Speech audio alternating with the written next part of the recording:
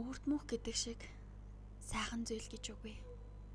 Яагад гэвэл энэ ертөнцид өөрт мөх оршдог зүйл байдаггүй учраас тэр. Би юу ч хийсэн, бас юу ч хийхгүй байсан ч цаг хугацаа урсан өнгөрч намайг тойрон хүрээлж байгаа бүхэн тасралтгүй хувьсан өөрчлөгцөөр. Ялангуяа хүний сэтгэл шиг амархан хуурдаг зүйл байхгүй л болов. Хайртай хүнээ хичнээн чин сэтгэлээсээ бодож байсан ч бие биендээ хичнээн итгэж байлаа гэд ч тэр сэтгэл нь хуурахгүй гэх газаргүй. Өөргөлж хувьсан өөрчлөгдөж байдаг. Гэхдээ одоо миний мэдэрч байгаа энэ сэтгэл маань өөрд мөн энэ чигээрээ байгаасай гэж би хүснэ. Магадгүй энэ нь миний хувьд хитрхи өөрийнхөө бас дураараа бодож байгаа бодол боловч.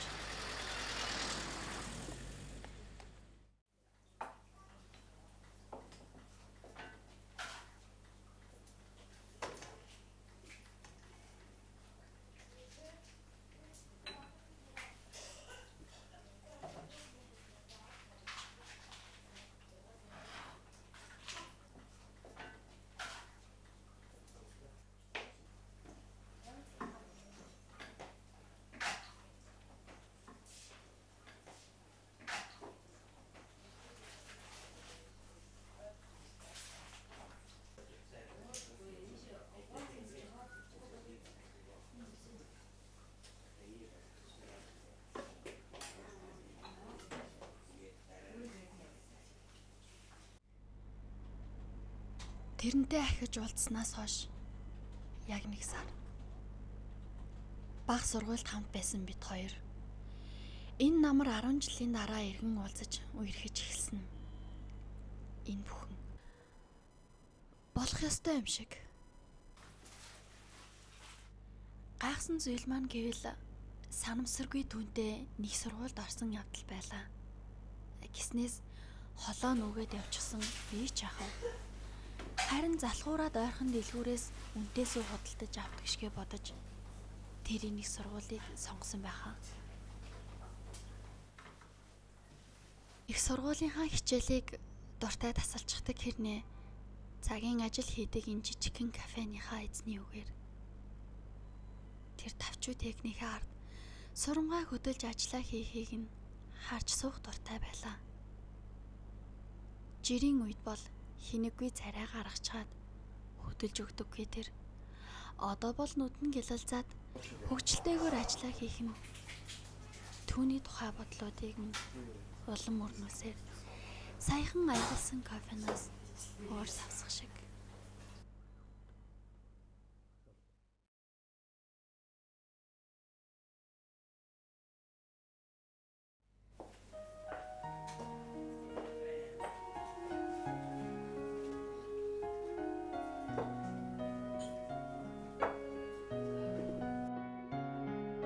Тэгшиглэх хөгжим нь ихэнхдээ эзний сонгосон ая байсан боловч төгсөөг ажилтаа үед өргөлж ирдэг надад зориулан эзний тавьсан тэр төгөлдөр хуурын аялал нь миний сэтгэлд дулаан мэдрэмж төрүүлдэг.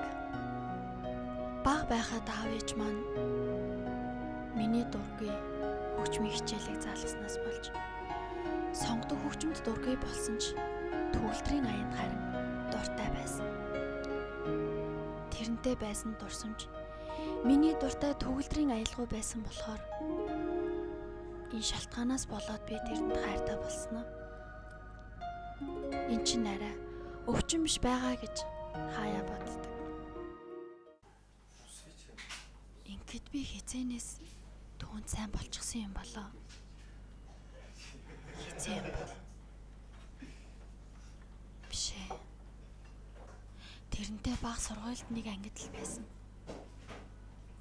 Хэдэн удаа л хамт ширээнд сууснаас биш хүүхдүүдээс ялгарах юм байхгүй байсан.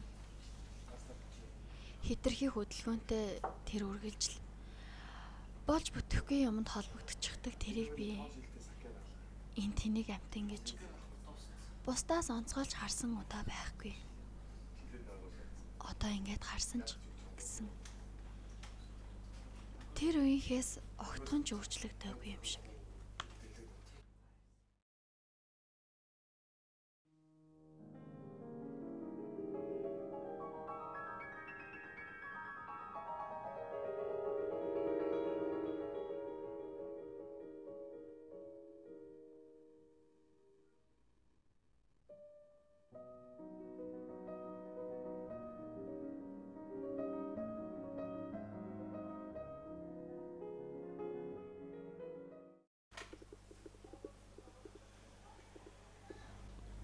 Миний төрсөн өдөр хүртэл яг 2-7 хоног. Тэр энэ өдрийг санаж байгаа болов уу? Хүүхэд насны дурсамжт энэ өдрийг цочддоо хаягалсан кофетэйгээ хамт нисэж яваа болов уу?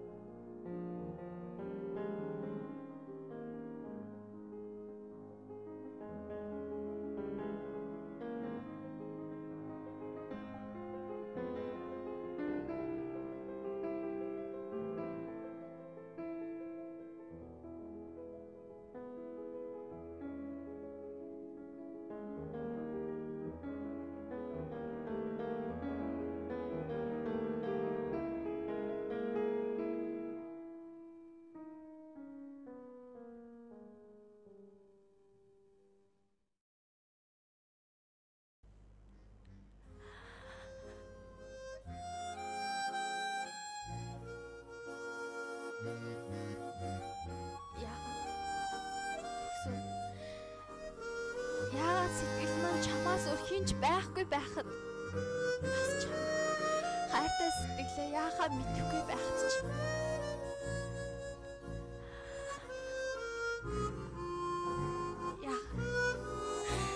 яагаад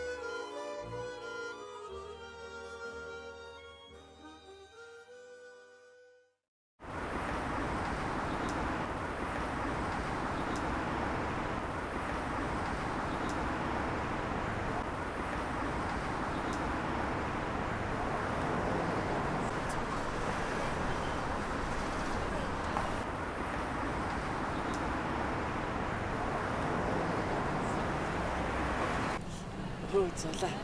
Юу би юу энэ манай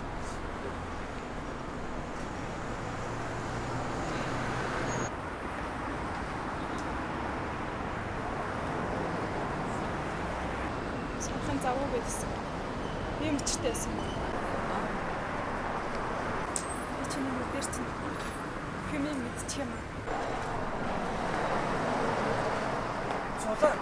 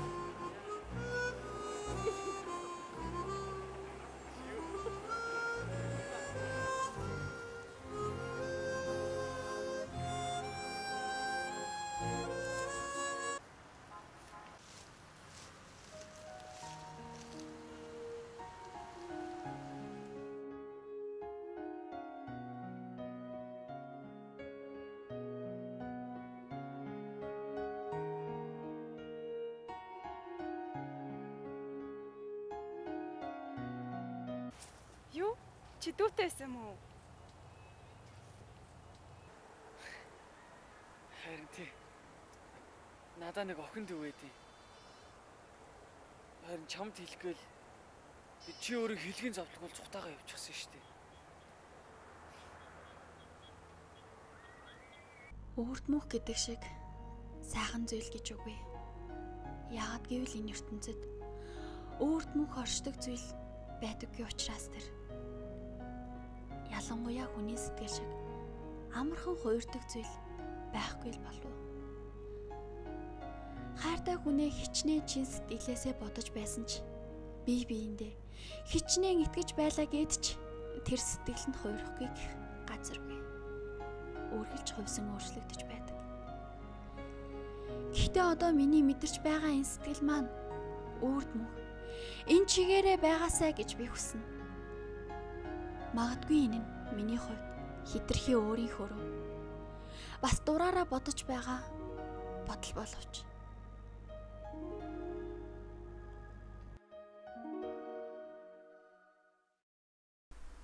Заавч цулаад алин дээр үү? Энэ хөөх юм шүү. Наадах чинь. Наадах чинь. Чанд алан таалагдчихэв. Энэ ямар үнэ гэдэг? Арай л хөш юм шүү. Хязгааргүй үргэлжлэх цагаан ертөнцид гэрэл авчирсан хүн нь тэр байлаа. Энд чи харин дайжгүй юм шүү. Тэгээд Боломжтой юм байна. үрд мөх зүйл байхгүй гэж боддог байсан. Энийг авч. Миний тэрхэн бодлоос чөлөөлж өгсөн хүн нь ч бас тэр л байсан юм. Тэр намайг түшсэн учраас би амьдарч ирсэн.